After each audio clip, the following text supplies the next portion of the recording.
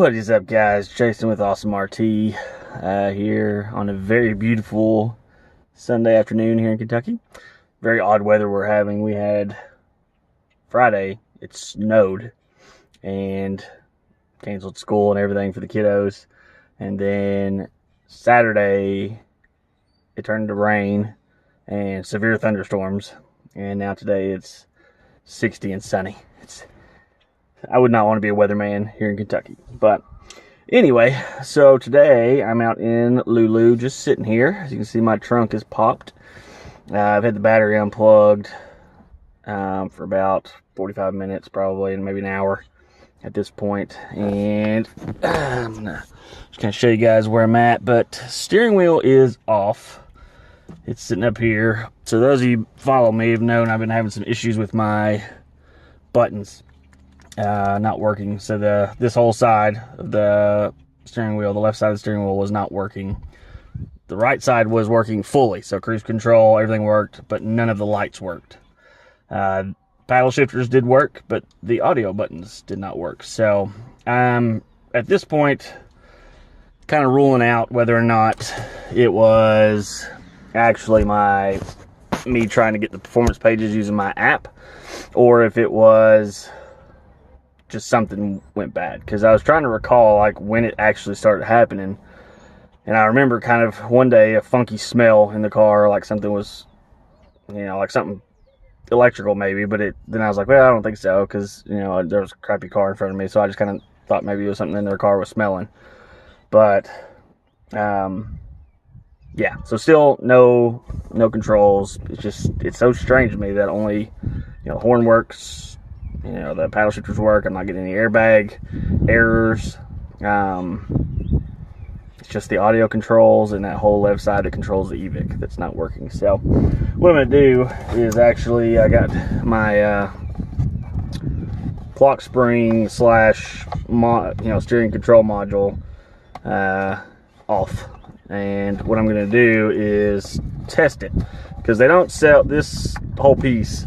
They sell this whole piece at the dealership. So I went and asked how much it would be to get a new one of these, and it's like $550 or something. I was like, oh my goodness, that's kind of crazy. So I figured before they were like, well, we'd have to diagnose it first, make sure it's that.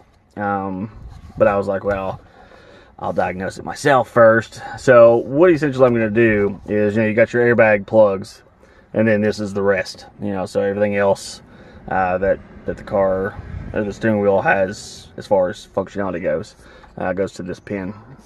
Just these four wires here are the airbag. So you got in this connector here, you got 6 pins. 1, 2, 3, 4, 5, 6. Yeah, 6 pins. And then on this connector back here, there's 6 and 4. So the 6 and 6 correlate, and then the other 4 are to the airbag wires. So what I'm going to do is I'm going to just set my voltmeter to just a tone, pass-through tone. And I'm going to touch each pin and see, just to make sure that I'm getting electrical current all the way through each one. Now, if I do get a current all the way through this Clockspring, then I don't know what to test next, because I'm not really planning to take this whole thing apart, but I don't know what else may be on the inside here that could be. I don't know the insides of this thing very well as far as this piece goes, but always testing the connection is always a good part, because just to make sure that the actual Clockspring itself's not messed up.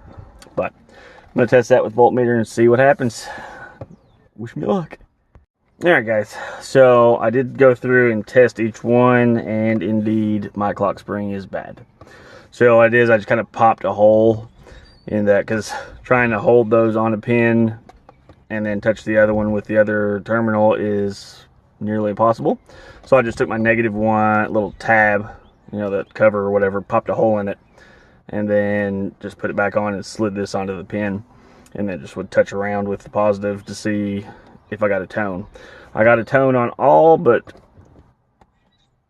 two or three pins. So that's telling me that I am not getting passed through from the in port to the out. So hence why my buttons and lights are not working. So at this point, I'm going to have to replace this piece, I guess, because this is a combo deal. Now, I've seen other places that had Clockspring on just this piece itself, but I don't think that was accurate, because I'm gonna have to look again. But I think I'm gonna have to chuck out the cash for this big ass piece, because I don't think this will be under warranty or anything like that, because I got the lifetime powertrain warranty, but not the I don't think it's going to cover this. I mean, granted, this is for the steering, however, I doubt it's covered.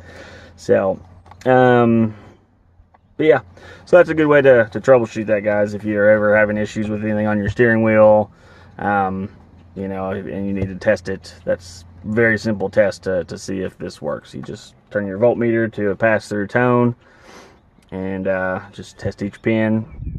Put your negative on one pin, leave it there, and then touch all the others, because they don't match up one for one. So it does. It's the middle pin was a different pin. Now, granted, it might supposed to match up. I don't know, but that's just how mine was working. But overall, at least that answers my question. It was this piece that's bad. It's not from trying to get the performance pages. So I still need to get a taser, just because that new feature where you double click the unlock button to roll the windows down.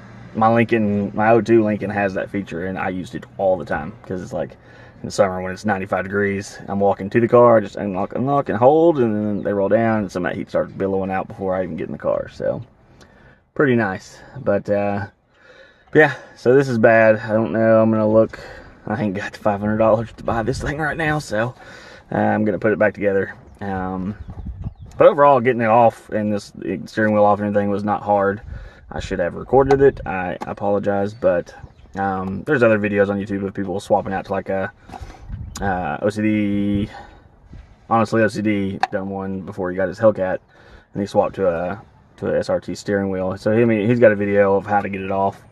I didn't find the airbag to be as tricky as others have, but I knew I was trying to find something just from watching their videos, that I was trying to find something that was springy. So came off pretty easy for me, but I had all this off in probably 5 minutes. So next step is see if I can replace just this piece, which, I mean, it looks pretty integrated. I don't know if it pops out or not, and I really don't want to unplug it or start messing with it, because everything else still works. So it's very drivable at this point. It's just convenience features, and granted, it sucks not being able to change my EVIC.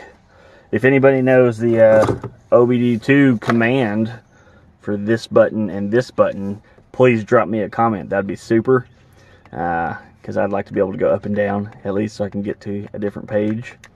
Because I have a little app that I use to push OBD2 codes across, but I don't know if it worked. I could trace it and see, but I don't know the code for those two buttons. So if anybody knows that, please leave me a comment. I'd appreciate it. But anyways, that's it for today, guys. Done troubleshooting. I'm gonna put this thing back together and enjoy the rest of this beautiful afternoon. You guys have a great week. Enjoy your Mopars.